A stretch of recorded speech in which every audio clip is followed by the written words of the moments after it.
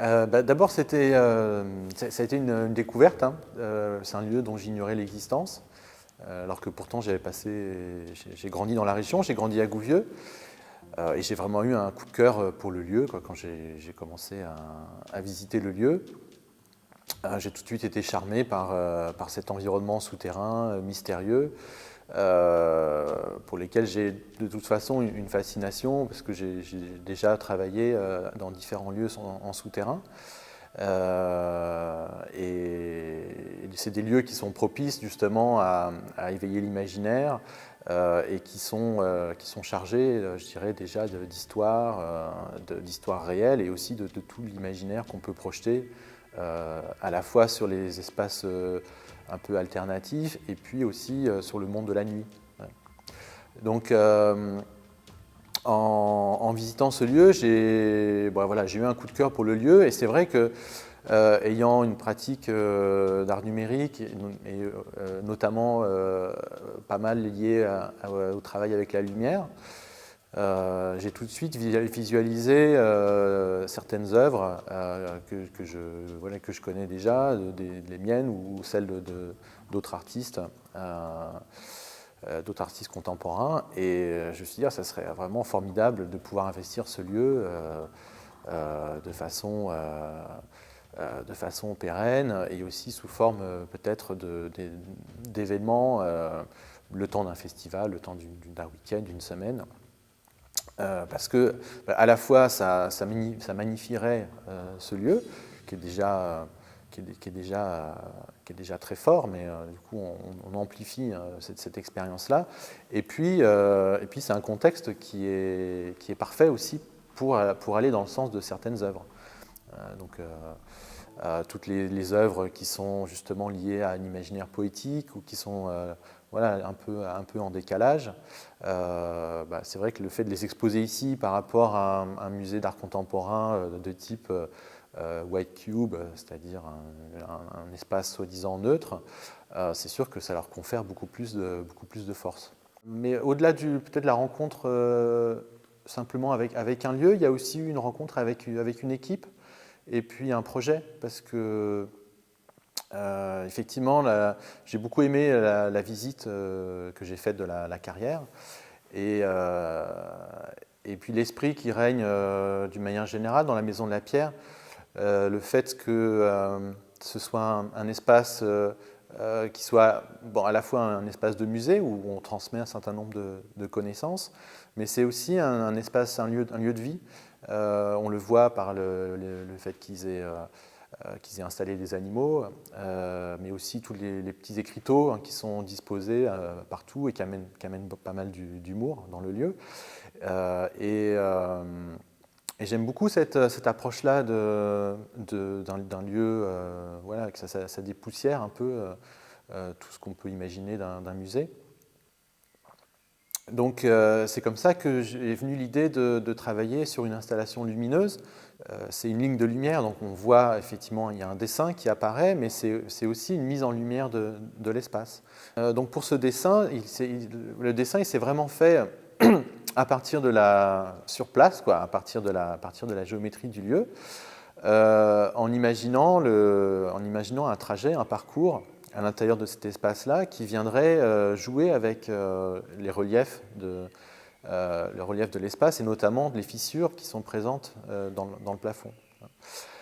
Et donc c'est un parcours, mais c'est aussi quelque chose qui évoque un élément naturel qui pourrait être par exemple un éclair ou la couleur de la lave. Ouais, donc c'était aussi une façon d'amener un élément peut-être un peu tellurique, pour le dire en un mot, à l'intérieur de cet espace-là. Voilà, comme si c'est une façon d'ouvrir l'imaginaire aussi sur qu'est-ce qui se passe, quelle est cette faille, sans forcément avoir un message précis à transmettre, simplement apporter un élément qui vient suggérer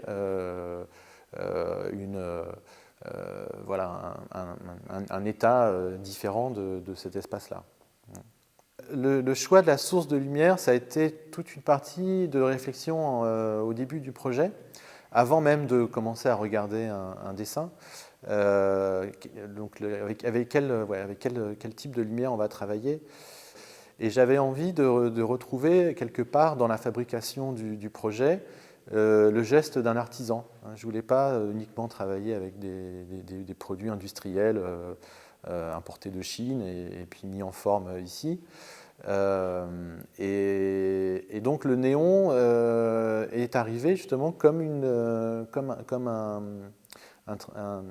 source de lumière qui est justement réellement mis en forme par des artisans. Donc c'est un objet artisanal. Ensuite, la deuxième raison du choix du néon, c'est cette couleur absolument magnifique. Et pour ce projet, j'avais vraiment envie de quelque chose d'assez sensible, sensuel même, hein, donc une lumière qui baigne l'espace. Là, en fait, le tube, il est pur, il est blanc, transparent, enfin c'est du vert transparent, et c'est réellement la couleur du gaz, hein, qu'on voit. Et donc ça donne aussi une qualité de lumière assez différente, parce que ce n'est pas une lumière qui est filtrée, hein, on a vraiment c'est vraiment la lumière du gaz ionisé qui diffuse. Donc comme si on avait voilà, un éclair voilà, qui circule au sommet de la carrière. Effectivement, le projet, il est là pour aussi, d'une certaine manière, qualifier cet espace-là. Donc c'est aussi un marqueur, un symbole du fait que cet espace-là a une fonction, peut-être on peut le dire comme ça, différente du reste de la visite, et qui est justement de se consacrer à l'exposition de projets artistiques. Et c'est un souhait justement que cette œuvre soit comme la première pierre, on peut employer l'expression, la première pierre de projets à venir, notamment un festival de la création numérique en souterrain. Ça serait tout à fait adapté à des performances, hein, que ce soit de la musique, de la danse, du théâtre. Enfin, voilà, on peut imaginer voilà, beaucoup de spectacles vivants en fait, dans cet espace-là. Après, ce qu'on aimerait mettre en place, c'est aussi un dialogue entre des artistes et des artisans. Donc il y a une communauté qui gravite autour de la Maison de la Pierre, de tailleurs de pierre, mais aussi des gens qui font du vitrail et d'autres formes d'artisanat. Et comment mettre en place un dialogue entre justement tous ces savoir-faire traditionnels et puis peut-être le regard des artistes contemporains. Et donc ce dialogue entre modernité et tradition me paraît super important.